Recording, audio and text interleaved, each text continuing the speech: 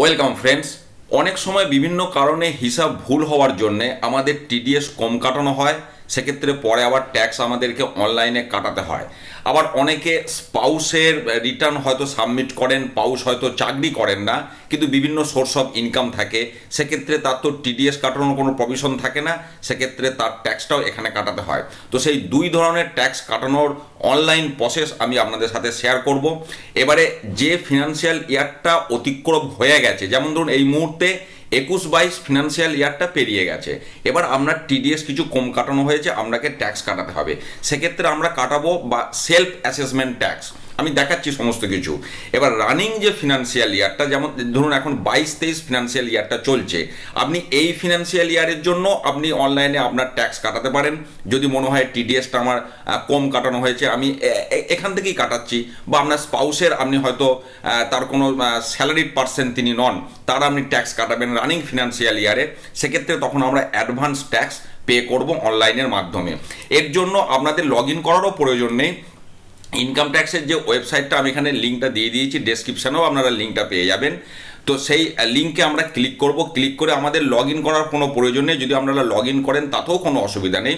তো log in করুন বা না করুন, আমরা ই পে ট্যাক্স, এই যে বাঁ দিকে অপশনটা দেখতে পাচ্ছেন, আমরা জাস্ট এটাতে ক্লিক করব। ক্লিক করলে এখানে দেখুন ওপরে দুটো ব্যাংকের নাম লেখা আছে, Kotak Mahindra bank, federal bank.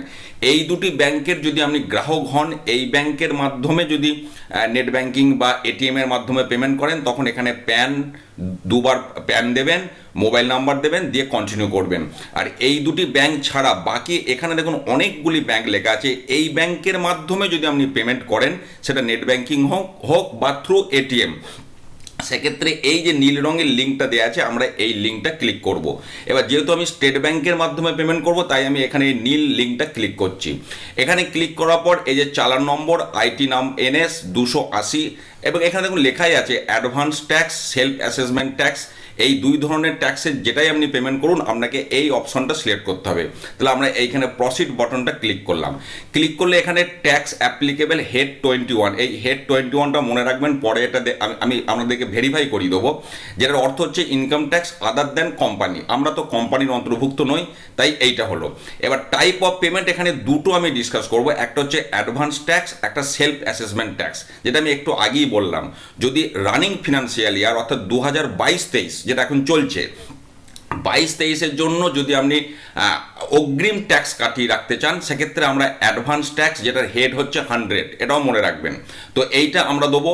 আর যদি যে ফিনান্সিয়াল ইয়ারটা পেরিয়ে গেছে অর্থাৎ 2021-22, যদি আপনার টিডিএস কম কাটানো হয়ে থাকে, যেটা বেশিরভাগের ক্ষেত্রে প্রযোজ্য হয়, যে টিডিএস কোনো কারণে কম কাটিয়েছেন, এখন টিডিএস আবার কাটাতে হবে, তো এখন তো আর টিডিএস, সেটাকে তো আর টিডিএস বলবো না, সেটাকে বলবো সেলফ অ্যাসেসমেন্ট ট্যাক্স।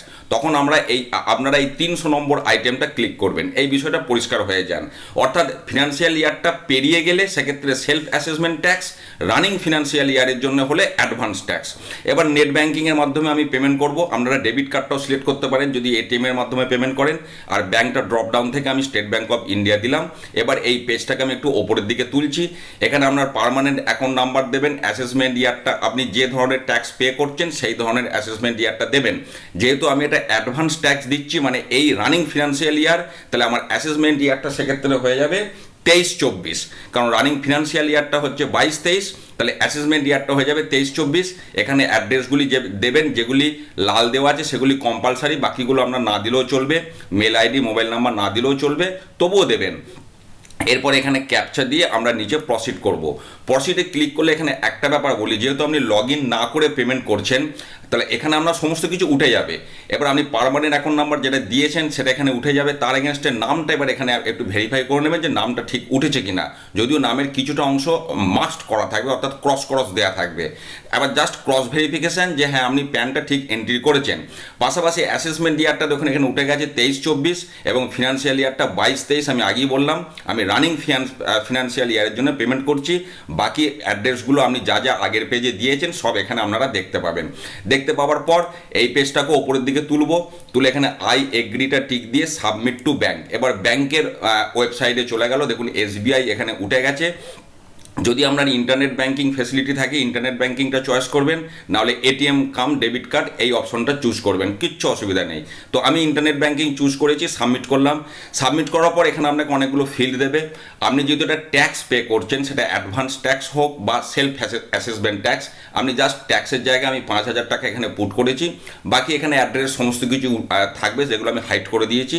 এরপর আপনি কনফার্ম করে দেবেন। দেখুন আমার ডেটটা হচ্ছে 17 জুলাই 2022। আমি এবার কনফার্ম করে দিলাম। তখন আমাকে ব্যাংক থেকে দেখিয়ে দিল আপনার স্ট্যাটাস কমপ্লিটেড সাকসেসফুলি, 5,000 টাকা কেটেছে 17 জুলাই 2022। এবারে এইটা আপনি আপনার ওয়েবসাইটে গিয়ে ভেরিফাই কী করে করবেন যে আপনার ট্যাক্সটা কেটেছে। তো মোটামুটি 2 দিন অপেক্ষা করবেন আপডেট করার পর। তারপরে যে পেজটা যে ওয়েবসাইটটা বলেছিলাম সেখানেই যাবেন। এবার নিজের ডিটেলস দেখতে গেলে আপনাকে অবশ্যই লগ ইন করতে হবে।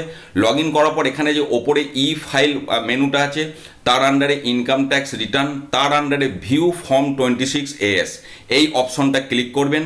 ক্লিক করলে এখানে অ্যাসেসমেন্ট ইয়ারটা 2023-24 দেবেন, কারণ যেহেতু আমি কারেন্ট ফিনান্সিয়াল ইয়ারের জন্য করছি, তাহলে অ্যাসেসমেন্ট ইয়ার 2023-24। ভিউ অ্যাজ HTML দিয়ে ভিউ ডাউনলোড এই বটনটা ক্লিক করবেন। ক্লিক করে পেজটাকে একটু ওপরের দিকে তুলবেন, তুললে একদম তলায় চলে আসুন details of tax paid other than TDS। যেহেতু আমি অ্যাডভান্স ট্যাক্স কাটিয়েছি, এটা TDS নয়, তাহলে সেই হেডেতে এটা চলে এসেছে।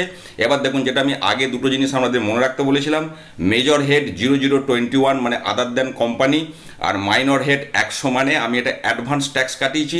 সেলফ অ্যাসেসমেন্ট ট্যাক্স কাটালে এটা 300, মাইনর হেডটা 300 হতো। দেখুন 5,000 টাকা কাটিয়েছি 17 জুলাই 2022। আপনার এটা কালকে আপডেট হয়েছে, মানে 19 জুলাই এটা আপডেট হয়ে গেছে, অর্থাৎ 2 দিন সময় লাগে এটা আপডেট হতে। এরপর যখন আপনি এই ইয়ারের জন্য রিটার্ন সাবমিট করবেন, তখন দেখবেন আপনার ট্যাক্স কাটিয়েছেন, সেখানে অলরেডি এর রিফ্লেকশনটা এসে যাবে। কাজে এইভাবে আপনারা কিন্তু লগ ইন না করেও আপনাদের যে এক্সট্রা ট্যাক্স যেটা লাগছে সেটা আপনারা পেমেন্ট করতে পারেন। সেটা গত ফিনান্সিয়াল ইয়ারের জন্য করতে পারেন, অথবা রানিং ফিনান্সিয়াল ইয়ারের জন্য করতে পারেন। শুধু ট্যাক্সের নেচারটা আপনারা ঠিকভাবে সিলেক্ট করবেন।